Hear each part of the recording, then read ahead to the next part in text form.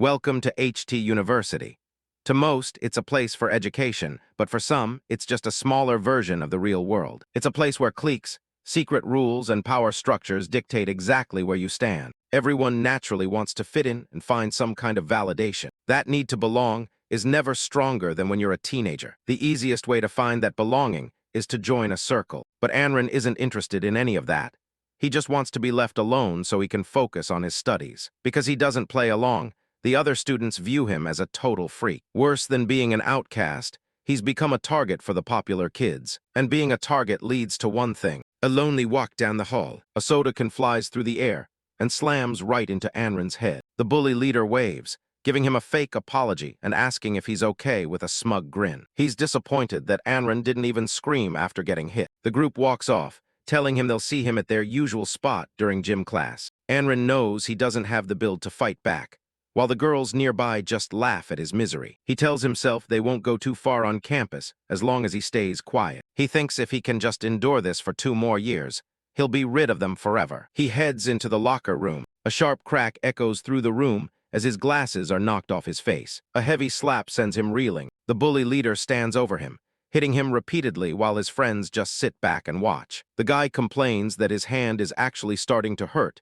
because Anren won't make a sound. Anren stays on the floor, gasping for air. A boot comes flying in. A brutal kick to the stomach sends Anren flying back against the lockers. He doubles over, coughing up spit and clutching his bruised face. The bully leader is satisfied that he finally got a reaction out of him. He admits he only tried to be friendly because Anren's dad is a powerful CEO. Since their families do business together, he thought they'd be a good match. But when he invited Anren out, he got rejected. He grabs Anren by the hair and jerks his head back, mocking him for choosing studying over hanging out. He lights a cigarette and tells Anren it's time to play. He forces the lit cigarette into Anren's open mouth. Anren just keeps telling himself he can survive this for 2 more years. He gags and coughs as the ash fills his mouth. The bully leader warns him that since his dad is on the school board, not even the principal can help him. He demands Anren stay on his knees. The bullies stand around him, smoking casually while he shivers on the floor. Anren doesn't care about the teacher's inaction anymore. It's his own family's indifference that really hurts. Tears mix with the blood on his face as he remembers his father's words. His dad told him that if he wants to be his son, he needs to stop crying and hit back twice as hard. Anren's father looms over him, screaming that he better never mention transferring schools again. At the family mansion, the staff mentions that the master will be dining at home tonight. A terrifying thought for the boy. Back at school, driver Wang spots Anren and calls out to him. Anren is a mess. His face is bruised and his glasses are cracked right down the middle. The driver worries that the boss will lose his temper if he sees his son looking like a victim again. Not wanting to deal with his father or the driver, Anren takes off running as fast as he can. He sprints through the streets, but a familiar red motorcycle flashes right by. The motorcycle suddenly stops as Anren's figure slowly turns into the alley. The rider watches him from behind a dark helmet. A heavy boot steps onto the asphalt. Driver Wang is frantically searching nearby, terrified of losing his job if he returns home alone. Anren is hiding in a dark corner, cursing the elite school full of spoiled brats he's forced to attend. He decides that running away from home might finally get a reaction from his cold father. He wanders deeper into the gritty streets, looking for a place to stay the night. He stops in his tracks when he sees the red motorcycle waiting for him in the alley. The rider pulls off his helmet, revealing his face. Anren's eyes go wide with fear. It's the bully leader. He mocks him, asking if he needs a ride home with a predatory grin. Anren doesn't stick around to chat. He turns and bolts in the opposite direction. He's sprinting for his life, his heart pounding against his ribs. He knows if he gets caught off campus where there are no witnesses, he's completely done for. He spots a guardrail up ahead and sees a potential escape route. He figures the motorcycle won't be able to follow him if he jumps over the side. With a burst of desperation, he leaps over the railing. He hangs in the air for a second, praying the fall isn't too steep. He hits the grass on the other side and immediately starts tumbling down the slope. He rolls down the hill, screaming as he loses control. His backpack gets torn away and lands in the tall grass. Anren ends up face down in the dirt, completely battered and broken. He tries to push himself up, but his body is screaming in pain. Then he hears the sound of footsteps approaching. The bully leader stands over him, looking down with pure contempt. He slams his foot down on Anren's head, grinding his face into the pavement. He laughs, telling Anren he's dead for disrespecting him again. The guy tells him to get up and strip off all his clothes right there in the street. He wants to take a photo to post in the class group chat and humiliate him forever. Anren's mind starts to fracture. Just 2 more years of this. 2 more years of being a punching bag for these psychos. The thought of enduring this any longer finally breaks him. He screams no, with everything he has left. He couldn't accept continuing to take beatings in some hidden corner.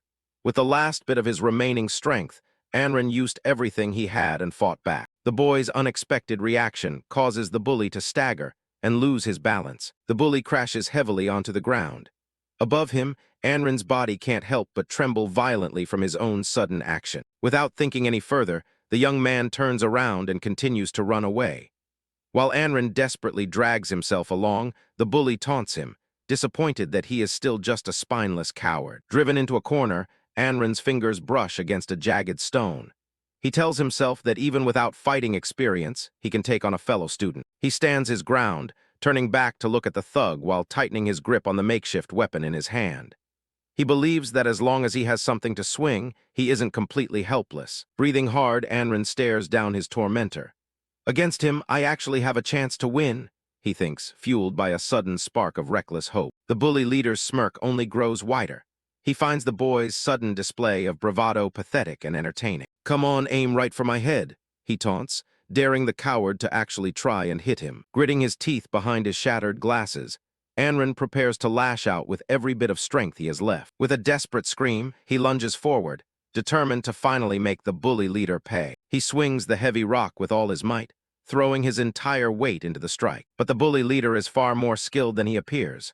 "Too slow," he scoffs, easily predicting the clumsy attack. He drives a brutal punch into Anren's midsection, doubling him over instantly and knocking the wind out of him. Anren gags, the air forced from his lungs in a painful rush.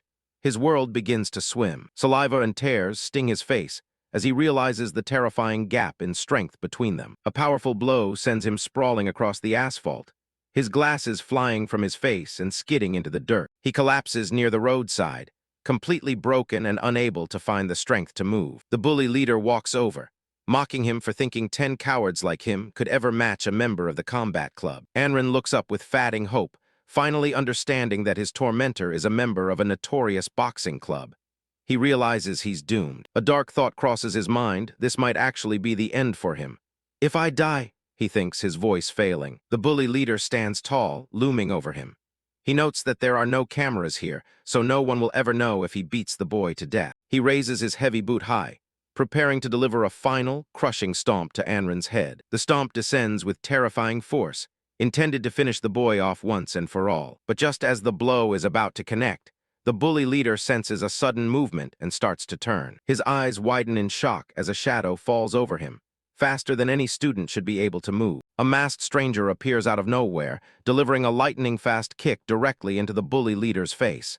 "Yes!" the figure cheers. The intervention is sudden and violent, catching the bully completely off guard and sending him spinning. The bully leader is sent crashing to the ground, blood dripping from his nose, as he tries to regain his balance. He roars in rage, demanding to know who dared to interfere with his fun. He sees the masked stranger charging toward him with the agility of a predator. Realizing this isn't just any student, he quickly gets into a defensive boxing stance, determined to strike back. He focuses intensely, trying to predict the erratic, lightning-quick movements of the stranger. The masked figure suddenly leaps into the air, reaching a height that seems impossible for a normal human to achieve. He's wide open, the bully leader thinks, throwing a heavy punch aimed at the airborne target. But the stranger is even faster, twisting his body in midair to effortlessly kick that punch away. A heavy, sandal-clad foot slams into the bully leader's face with bone-shattering force. The masked figure follows through with a devastating spinning kick, leaving the bully completely dazed and reeling. He lands and flashes a peace sign,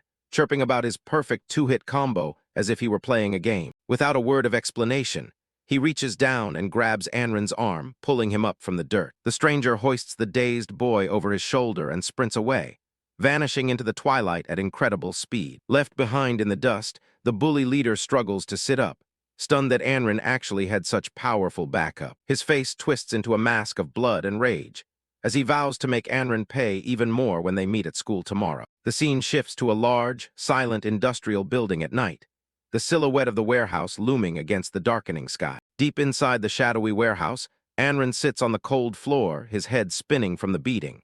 He looks up at his mysterious savior, his voice trembling as he asks who they are and why they helped him. The stranger casually pulls off a messy black wig, revealing that he was just wearing a disguise. He explains that he was simply passing by and saw those fancy private school uniforms, assuming Anren must have plenty of pocket money to spare. Tossing the plastic bag used as a hood aside, the stranger, Jin Yansheng, reveals his natural spiky blonde hair alongside a sharp, predatory grin. He bluntly suggests that since he just saved Anren's life, a token of gratitude of around 300 to 500 yuan is entirely reasonable. Anren stares in stunned silence, his eyes fixed on the stranger's face. He noticed something deeply unsettling about the other man's features, a realization that leaves him speechless. Anren, battered and bruised, can't believe what he's seeing. Up close, the resemblance is undeniable despite the different hair and attitude. Staring back at Jin Yansheng, Anren is struck by a terrifying and baffling realization. The stranger looks exactly like him. He can't help but wonder why this person shares his own face. Far from the gritty warehouse, the city of Dachauan shines under the night sky. The state of Silla is ranked among the top countries globally, and its capital is world-renowned for its modern prosperity. Yet within this bustling metropolis lies another world, the Jiujiang district, abandoned and forgotten by the state. Also known as the junkyard of Dachauan City, it is a lawless zone where the light of the city doesn't reach. The roads here are dilapidated, and there isn't a single security camera or police officer in sight to maintain order. Consequently, the district has become a notorious breeding ground for crime. Rumors tell of a young man in Jiujiang who punishes evil and promotes good, viewed by some as a street hero. Word on the street is that he can take on 100 people all by himself. Once he sets his sights on a target, he never lets go, relentless and fierce, just like a rabid animal. This reputation has earned him a fearsome moniker, the Mad Dog. On a quiet street, a small puppy barks at a stray cat, a brief distraction from the gritty reality of the district. "Mister, have you even heard of this guy or not?" A voice wonders aloud. The cat and dog stare each other down, a miniature reflection of the territorial nature of the junkyard. The scene shifts to the entrance of Old Jin's Auto Repair, a humble shop in the heart of Jiujiang. A young man explains that he came here specifically to become the Mad Dog's underling. Outside the shop, a stocky young man in a school uniform, the soccer bully, stands impatiently. He calls out to the mechanic inside, his tone arrogant and demanding. Old Ma, a large, bearded man in denim overalls and a yellow cap, finishes working on a motorcycle. He wipes his hands and gruffly states that the repair is finished, and the bill is 700. The soccer bully explodes in anger, shocked by the price. He argues that a simple tire patch should only cost 70 at most, accusing Old Ma of running a scam shop. Old Ma doesn't flinch at the outburst. He stares back with a stony expression and calmly tells the boy that if that's what he thinks, he can just pay 70. The soccer bully continues to rant, feeling that the shop exploits people based on how they look. He is oblivious to the danger he's in. Suddenly, a massive, muscular man with floral tattoos on his arms looms over the boy like a mountain. The soccer bully's arrogance vanishes instantly as he stammers a nervous greeting to Uncle Jin. The hulking man stares down with a silent, intimidating gaze, his sheer presence enough to silence any further argument from the bully. The soccer bully goes pale, beads of sweat rolling down his face. He completely loses his nerve in the face of such overwhelming power. Terribly shaken, the boy quickly fumbles with his phone, transferring the money. He stammers that he'll just take his bike and go, desperate to escape the shop. Inside the repair shop, Old Ma tells the tattooed man to wheel the bike inside. He then looks out into the street, wondering aloud why only one person has returned and where he could be. Old Ma mentions his boy went out to make some quick extra cash. Meanwhile, headlights cut through the sunset as a motorcade speeds by. A biker gang is tearing through the streets of the junkyard on electric scooters. The Gale gang leader can't believe it. They're on motors and still can't catch the guy on foot. Their target is just one guy, sprinting like a track star ahead of them. This is Jin Yansheng, and he's actually enjoying the chase. He flashes a quick grin, showing off those fangs. He's got them right where he wants them. He leads the whole group straight up a massive flight of stone stairs. The leader guns it, refusing to let the guy escape. He's dead set on catching the legendary Mad Dog. Jin reaches the top and stops just to give them the middle finger. Disappearing into an abandoned construction site, he taunts them to keep up. He slows down to a walk once he's safely inside. The gang realizes their scooters can't go any further, so they ditch them and charge up the stairs. Jin plants his feet firmly in the sand. Waiting at the top, He turns around to face the mob of 24 guys. He admits the whole running away act was just a bait. The trap is set. He lured them off their scooters so they won't have any chance to escape once the fight starts. The leader is fuming. He's heard the stories about a guy who can fight 100 men, but he doesn't buy it. He orders his men to swarm him and show him what the Gale gang is made of. Jin pulls out a red baton, looking totally unbothered. The mob rushes in, screaming at the top of their lungs. He doesn't even flinch as the first few reach him. One swing, and people are already hitting the dirt. It's a complete one-sided massacre. Jin finishes it with a high kick that connects right with the leader's jaw. He mocks them, saying they're way weaker than the rumors suggested. The whole gang is groaning and writhing in pain on the ground. Exhausted breaths are the only thing left of the gang's confidence. The leader looks up, terrified, as Jin points the baton right at his forehead. Jin stands over the sea of broken bodies, clearly disappointed by the lack of a challenge. He asks them what they're supposed to call him next time he passes through. The leader doesn't hesitate. He calls him boss. Jin decides he's thirsty and wants some drink money as an apology. The guy is shivering, a complete mess after the beating. Jin flashes a bright smile and asks for $200, rounding it down for them. Next thing you know, he's got a fresh bottle of milk in his hand. Walking off, he's feeling pretty good about making an easy bit of cash today. A sudden rustle in the tall grass nearby catches his attention. A little puppy pokes its head out, giving a tiny woof. Jin pours a little milk into the palm of his hand. The puppy looks at him with big, hopeful eyes. Even the mad dog has a soft spot for a stray. Life is a constant struggle at the border of the Jiujiang district. Jin Yansheng looks out over the city skyline, a world away from the grime he calls home. Saving enough cash to get old Ma's leg fixed is his only goal. A sudden, desperate scream cuts through the quiet evening air. Down the street, he spots a guy wearing an elite uniform from HT University. A grin spreads across his face. Rich kids in this part of town usually mean easy money. He laughs to himself, thinking he's about to hit the jackpot. But as he gets closer, his expression drops into pure shock. Staring back at him is a boy who looks exactly like him.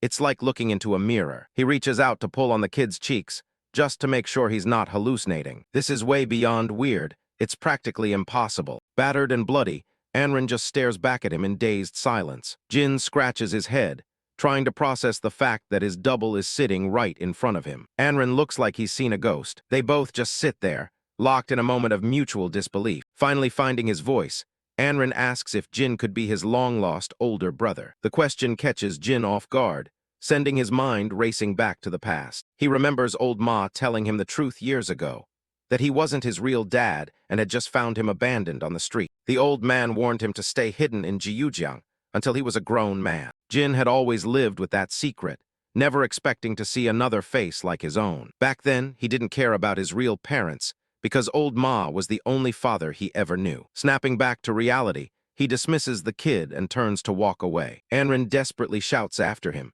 mentioning a twin brother who supposedly died in a hospital fire. Jin stops in his tracks as the details start to align way too perfectly. Anren is convinced. Same age, same face. There's no way they aren't related. Looking back, Jin remains cold. Even if it's true, he's got his own life and his own family now. He tells Anren to just go home and keep pretending his brother died in that fire. He's doing just fine on his own and doesn't need any high society drama messing up his life. Anren grits his teeth, blood dripping from his lip as he remembers why he came here. Thoughts of his cold, demanding father and the suffocating expectations of his family flood his mind. He remembers his mother, stuck in a hospital and unable to help him. To him, anything is better than going back to that house as a victim. Jin notices him muttering and asks what the hell he's talking about. Anren asks if he's a good fighter, and Jin claims he could take on 100 guys without breaking a sweat. That's when Anren pulls out his phone and reveals a bank balance with a lot of zeros. 1 million yuan. The number makes Jin stop dead in his tracks once again. His eyes practically turn into stars as he wonders if rich kids really get this much for an allowance. He starts counting the zeros out loud, his heart racing at the sheer amount of cash. Suddenly, he's a lot more interested in whatever this brother has to say. Anren offers 100,000 as a down payment, but Jin tells him to keep it until the job is actually finished. Jin thinks taking a full million for a quick errand feels like a total scam. But Anren is dead serious. He wants a full swap, and he knows it's going to take months to pull off. Anren begins to explain the harsh reality of HT University, a place dominated by the rich and powerful. He warns that the student hierarchy is incredibly complex and even involves ties to outside gangs. With blood still on his lip, He emphasizes that if Jin isn't careful, his life could be at risk. Jin Yansheng just lets out a boisterous laugh, completely unfazed by the threat. Seeing his double's confusion, Jin admits he doesn't quite get the drama, but the million-yuan prize is enough for him. He boasts that he could beat even a ghost into submission, so a few rich kids shouldn't be an issue. Anren cautions him that open fighting is a one-way ticket to expulsion if things get too serious. His only condition for the swap is that Jin keeps a clean record and avoids any disciplinary action. Jin scoffs, leaning back with a cocky grin. He didn't survive in the junkyard just by being a brawler. He's got his own ways of surviving, and they don't always involve his fists. Anren looks at him, still slightly unsure if this mad dog can actually pull off being a refined student. He repeats his own name softly, as if teaching Jin the first lesson of his new life. The deal is struck with a fist bump. Jin is officially taking on the job. However, a flash of worry crosses Jin's face as he remembers a crucial detail. He recalls old Ma's stern warning. If he leaves the Jiujiang district before he turns 20, he can never come back. He panics, realizing that going to a fancy university outside the border violates that rule. But a new plan forms in his head.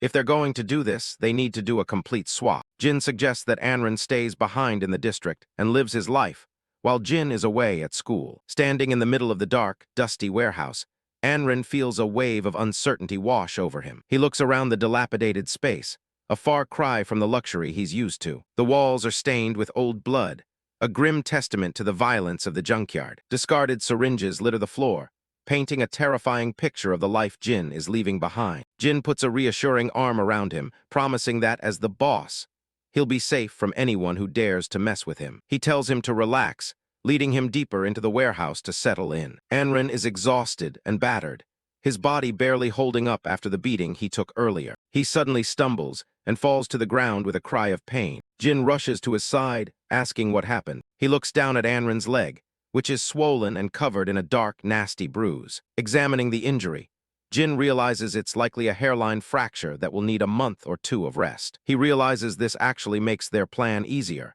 Anren can just stay in bed, and old Ma won't suspect a thing. Anren is hesitant, asking if he should go to a hospital for the swelling. Jin tells him not to be dramatic and promises he'll be fine, offering to carry him into the city first. To make the swap work, they first need to match their hairstyles and learn every detail of each other's lives. Soon after, the imposing red brick gates of HT University loom ahead, the center of Anren's world. Students in expensive uniforms bustle across the campus, completely unaware that an impostor is among them. Jin, now sporting glasses and a neat haircut, adjusted his tie and marveled at the legendary elite school. He can almost see the stacks of cash falling from the sky, thinking about the million-yuan payday waiting for him. He skips along with a goofy grin, looking far more energetic than the real Anren ever did. Watching from the shadows, a group of upperclassmen wait for their favorite target to arrive. The bully leader eyes the approaching student with a predatory smirk as he calls for a soccer ball. He points at the unsuspecting Jin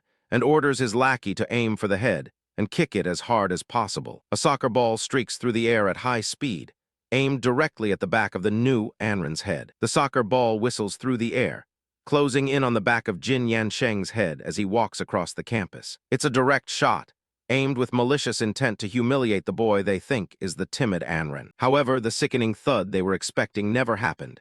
Just as the ball reached Jin's strands of hair, he instantly leaps according to his momentum, letting the ball soar right past him and completely missing its target. But it doesn't stop there. Jin's hands press down onto the turf. The boy performs a handstand and kicks the ball right back toward its owner. Seeing that scene, the bully couldn't help but freeze in shock. In a split-second blur, the soccer ball ricochets back with incredible force, smashing directly into the soccer bully's face. Jin remains in a crouched position on the ground, performing a flashy somersault, while his lackey panics as their boss is knocked flat on his back. Now behind those frames, little do the thugs know, lies a pair of cold, calculating eyes. The remaining bullies rushed over to their fallen boss, while he, feeling completely humiliated, angrily shooed his lackeys away. Jin gazes at them, his target locked in. He recognizes the leader of the group who has been tormenting Anren. He scrambles to his feet and runs off, feigning a clumsy panic while shouting a frantic apology to his victims. The bully leader looks around as smartphones are raised, his brow furrowed as he tries to make sense of the freak accident that just occurred. Sensing a brewing conflict, the surrounding students gather to watch, some even pulling out their phones to record. The bully leader's jaw tightens in frustration, his teeth grinding together as he realizes his easy target might be more trouble than he thought. He roars out a warning telling Jin to get lost, ordering him to go to the rooftop during break time to receive a lesson. Once out of their sight, Jin's fearful mask slips away, replaced by a sharp-toothed grin as he prepares for the hunting game. Sunset hits the city. Jin Yansheng asks old Jin what he'd want most if they ever got rich. Standing outside the shop, the old man says he doesn't need anything. Jin isn't buying it. Old Jin tells him to just stop causing trouble. A clean school shoe enters the frame. The old mechanic looks skeptical. He knows exactly how much of a mad dog Jin really is. He shifts, revealing the heavy metal prosthetic replacing his leg. It's an old, clunky model. Curring that leg is the only reason Jin is doing this swap. Jin flashes a sharp, fanged grin. He's already got the money in his sights. A quick memory of the two brothers running together as kids flashes by. Back at HT University, the massive building looks more like a prison than a school. Disguised as his brother Anrin, Jin heads up to the rooftop while humming a tune. He's already imagining old Jin walking normally again once he gets that $1,000,000 yuan. He reaches for the door handle. It's time to start the hunt. He drops the tough guy act and puts on his best pathetic nerd expression. The door swings open to find the bully leader, Li Minghao, and his goons waiting. Li Minghao demands to know who kicked him yesterday, threatening Jin with a beatdown. Jin plays the weakling perfectly, stuttering and asking if they can just be friends. The bully just smirks. Bullying is the only thing that keeps school from being boring. Jin asks if he's not worried about the school finding out about this. Li Minghao scoffs. There are no cameras on the roof and no one is going to tell. Hearing there are no witnesses, Jin's fanged smile comes right back. His eyes go cold. The Anrin mask is officially off. Instead of a knife or a pipe, he pulls out a simple red fly swatter. The bullies can't believe it. They start laughing at the toy he's holding. Jin explains that his fists are too dangerous. This way, he can play with them longer. Li Minghao clenches his jaw, thinking Jin is just being arrogant. He orders his lackeys to attack. They charge in, thinking this'll be easy. Jin's foot pivots as he prepares to move. He blurs between them, dodging their clumsy strikes with total ease. One lackey stops in his tracks, a bright red mesh pattern stamped on his face. The second guy gets smacked too, looking completely dazed. They both double over in pain, realizing that little plastic swatter stings like hell. Li Minghao watches, his cocky attitude quickly turning into confusion. He lunges forward with a punch, calling Jin trash for even trying to fight back. Jin barely has to move. He just ducks, letting the fist fly harmlessly over his head. He flicks his wrist, sending the fly swatter whistling through the air. The swatter connects perfectly with Li Minghao's face. The boss is left stunned by the impact. A fresh red grid starts to bloom on his cheek as Jin prepares another swing. Jin unleashes a flurry of humiliating hits, moving too fast for them to track. The lackeys scream for their boss, but they can't even get near the fight. They try to rush Jin together, screaming as they throw wild punches. Jin just leaps into the air, completely in control of the roof. Jin finishes the job, sending the last of the bullies tumbling across the rooftop. They're all down for the count. Li Minghao looks like he's just seen a ghost. The bully leader is literally shaking.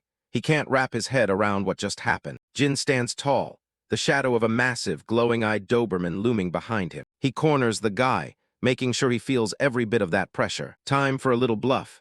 He tells them he's always been a fighter, but he promised his family he'd stay out of trouble. He adds that their constant bullying finally pushed him past his breaking point. He warns them to stay away from now on, or he'll start using his actual fists. To seal the deal, he claims he almost beat someone to death in middle school, which is why he's been laying low. Li Minghao is completely terrified, hanging on every word of the fake story. He looks like he's about to faint from the sheer intensity of Jin's gaze. Jin walks away, leaving the lackeys to scramble over to their traumatized boss. He heads back inside, closing the rooftop door behind him. The fangs come back out as he smirks.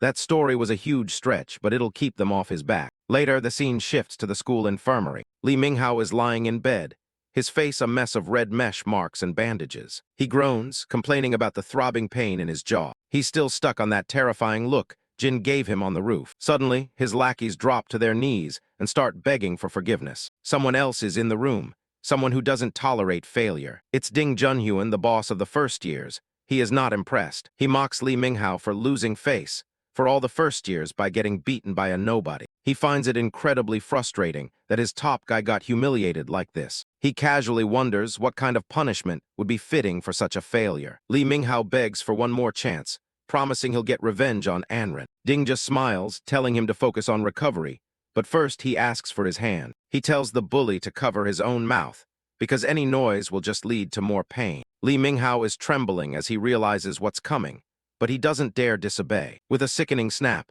Ding Junhyun breaks the guy's finger right there in the hospital bed. The bully screams into his palm, tears of agony streaming down his face. Ding tells him to go home and rest like a good little patient. He starts thinking about this Anren kid. He's never heard the name before. With a cold, sadistic grin, he decides it's time he paid this new student a visit. Classes eventually end, and the students start heading home for the day. A massive luxury car pulls up to the gate, and the driver starts waving frantically. Jin spots him. This must be driver Wang the chauffeur Anren warned him about. Wang is stressed out, explaining how he had to lie to the boss about Jin's whereabouts last night. He holds the door open with a bow, ushering his young master inside. Jin adjusts his glasses.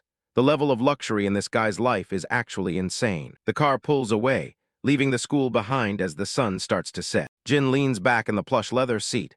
Being a rich kid definitely has its perks. He pulls out his phone. It's time to give the real Anren a status report. On his way home, Jin sends a text to his brother. He reports that the bully from earlier has been taken care of and won't be a problem anymore. Anren warns him to still be careful, as there are bigger bosses above Li Minghao. He also tells Jin to avoid their father at all costs and just hide in his room. Jin tells him to relax and focus on his recovery. He's almost at the mansion, so he won't be able to text for a while. Meanwhile, back at the workshop, the real Anren is lying on Jin's bed, staring at the ceiling. The room is silent and desolate. It's a far cry from the luxury he's used to. He looks around at the cracked walls, thinking about how hard his brother's life must have been in this dark, cramped place. Suddenly, something moves on the back of his hand.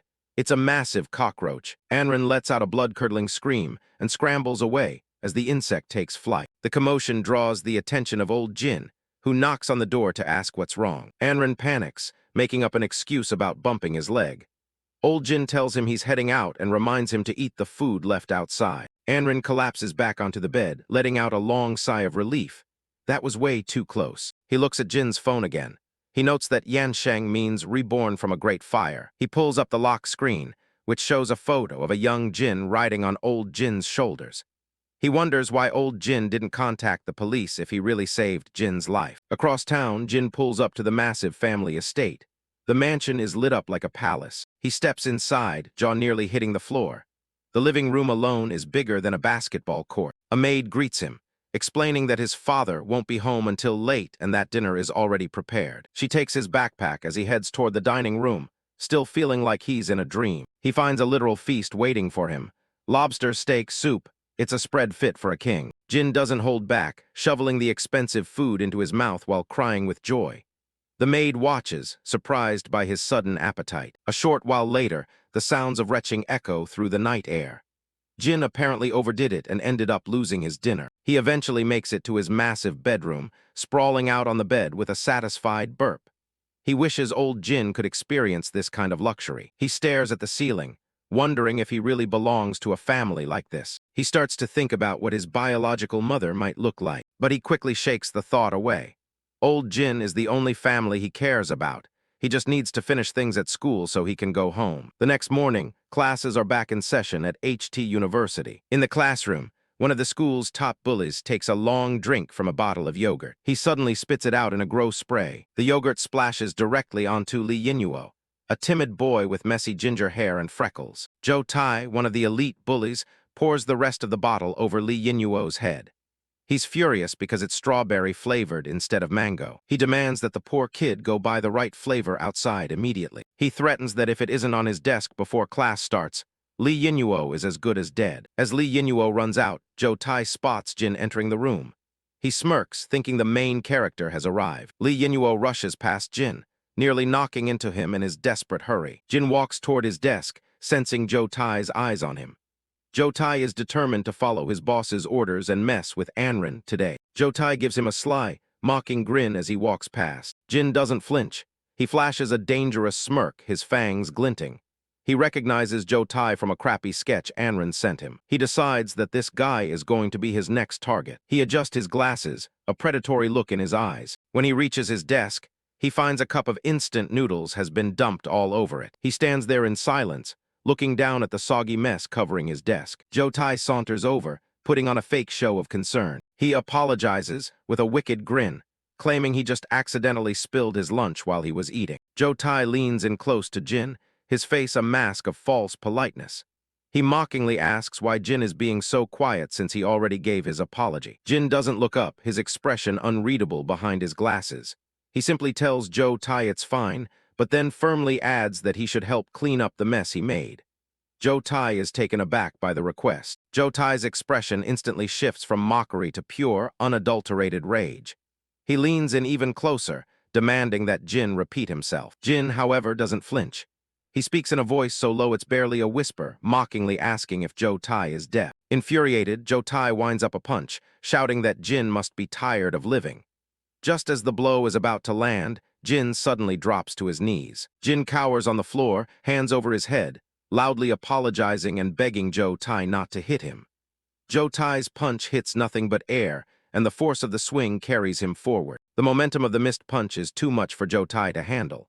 He stumbles forward, and waiting for him is an action so fast no one can see it, as Jin's hand flicks sharply right against the bully's crotch. Afterwards, Jin immediately pretends to curl up into a ball on the floor, continuing to play the role of a terrified victim, while Joe Tai begins to struggle and wrestle with the pain surging up from his groin. Joe Tai lets out a shocked, strangled cry as he realizes he's about to fall face first. The bully clutches his hands to his face, his limbs trembling violently as he struggles against the agonizing pain. To save face, the bully orders all his underlings to get out and close the door, while his body remains curled up. The surrounding students, scared out of their minds by the sudden outburst, scrambled to clear out of the classroom as the bully screamed that anyone who didn't get lost immediately should prepare to catch the next beating. Outside the classroom, the students gossiping outside listened to the screams coming from within. They were convinced that the bully had truly lost his mind this time, and that Anren was a dead man. Inside, Joe Tai is clutching his crotch, groaning in absolute agony from the care his package just received. Joe Tai looks up, his eyes wide with shock and pain. He rasps out a question, demanding to know what Jin just did. Jin stands over him, adjusting his glasses with a dark, confident smirk. He admits that he rarely resorts to such dirty tricks, but he's clearly enjoying himself. He tells Joe Tai that students should focus on their studies, and that only cowards bully the weak.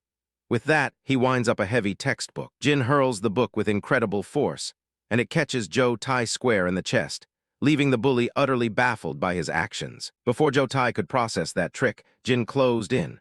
He unleashed a brutal, blindingly fast series of strikes. A punch guaranteed to leave no trace, precise and ruthless without leaving a way out.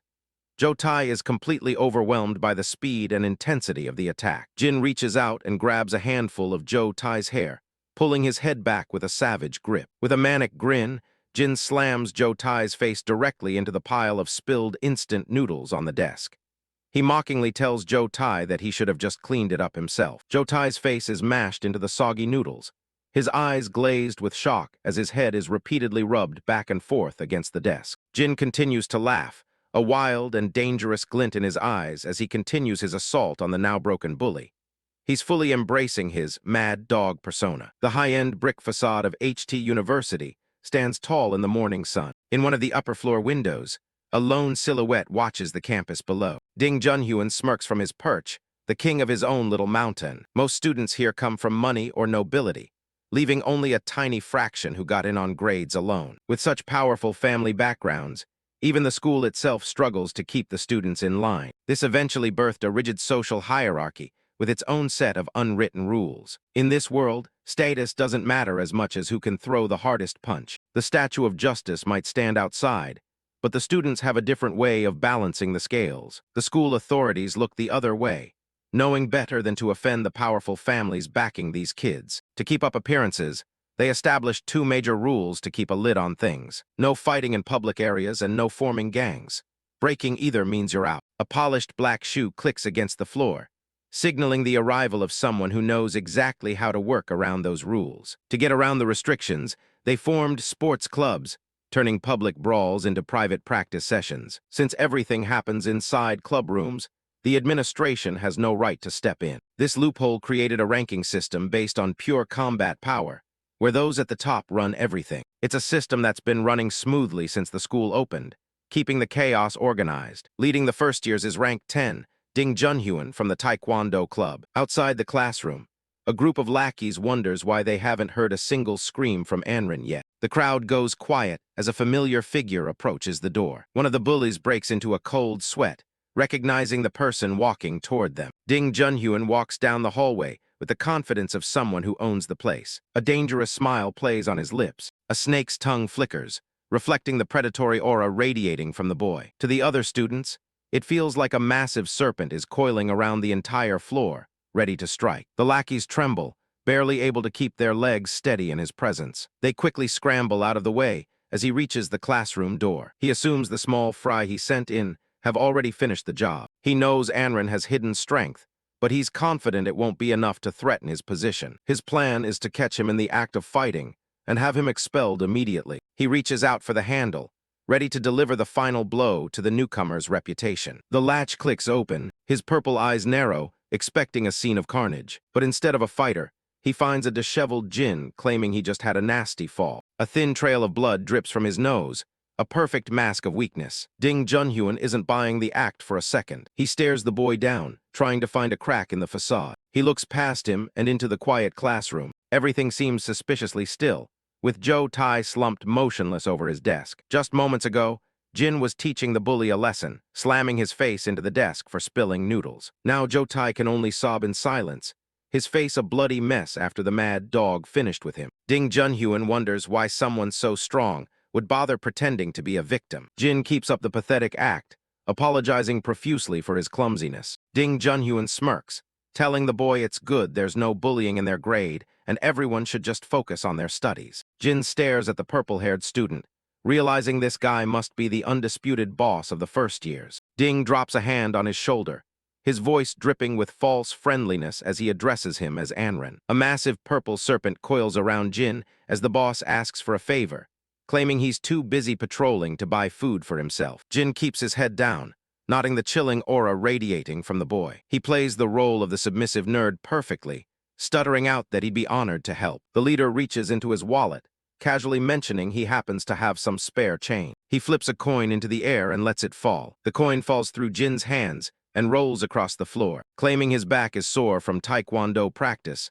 the bully asks the new kid to pick it up for him. Jin pauses, looking down at the single coin. Smirking, Ding opens his wallet again, adding that $1 probably isn't enough to buy much. He showers the floor with $100 bills, telling Jin to keep the rest as a tip for running the errand. Jin stands silently as the money flutters around him. The boss waits for a reaction, eager to see how long the newcomer can keep up the act. Out of sight, Jin's fist clenches tight. Ding notices the tension and leans in, his eyes gleaming with anticipation. He goads him, saying that if he can't hold back, he should just swing, since there are plenty of witnesses around to watch him fall. Suddenly, Jin's face lights up with a look of pure, unadulterated greed. He drops to his knees and starts frantically scooping up the bills, thanking the boss over and over again. He clutches the stack of money tightly to his chest, screaming mentally that he's finally struck it rich. Elated with the extra cash, Jin turns and runs off, saying he'll be right back. Once he's alone, the smirk fades from the leader's face. He realizes that this new kid is going to be more of a handful than he originally expected. Jin sprints down the hallway, connecting the dots that the kid from the rooftop must have gone crying to the first-year boss. He knows a guy like that loves playing dirty, and he needs to be ready for whatever comes next. His expression sharpens as he decides to strike first and make the boss beg for mercy. Lee Yinuo, the ginger-haired boy, spots him running past. The timid student stops in his tracks, staring after the retreating figure. Through the reflection in his glasses, he watches his classmates sprint away. He wonders why the usually quiet boy would ever wear such a terrifying expression. He finds himself standing outside the doors of the school's boxing club. Inside, a bare foot pivots on the gym floor. A series of lightning-fast punches hammer into a heavy bag. A muscular fighter delivers a devastating blow to the target. The bag swings violently under the force of the strike. A pair of red gloves are tossed onto the bench. One of the club members rushes in, reporting that something has happened. This is Taeyu, the rank 16 powerhouse and boss of the club. The lackey is visibly shaken, trying to find the words to explain the situation. It turns out the student Taeyu was using as a human sandbag has been beaten unconscious. Unbothered, the fighter tells his underling to drag the body to the infirmary and just say he fell down some stairs. Taeyu's eyes snap toward the wooden bench at the sound of his phone ringing. His smartphone lies atop his discarded jacket, vibrating incessantly as a new call comes in. The screen displays a call from Ding Junhyun, the first-year boss. Taeyu picks it up, his voice gravelly and impatient as he asks what the other boy wants. On the other end, Ding asks for a favor. He wants someone taught a lesson.